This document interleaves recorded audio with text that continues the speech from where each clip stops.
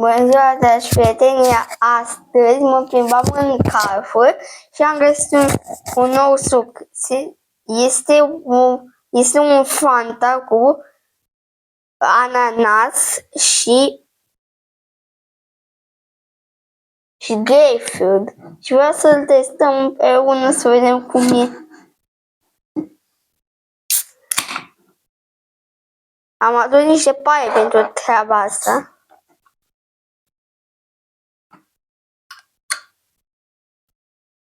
Stați puțin că nu merge așa.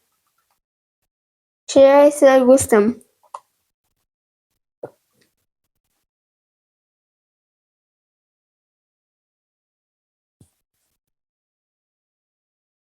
Mi se pare că are gustul la fel, numai că grapefruit-ul îi dă un gust mai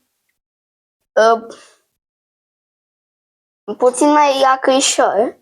Și stați că mai avem încă un suc, Coca-Cola cu Oreo. Ați mai auzit de așa ceva? Eu nu beau cola, dar o să iau o gură să văd cum e.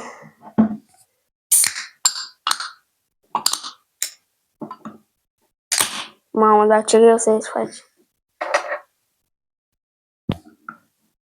Și hai să vedem cum e. Mi-e cam frică.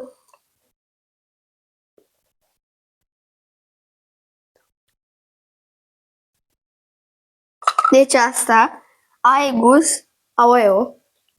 Deci, da, asta e mai bună decât asta. Deci să vă las și voi să vedeți cum e.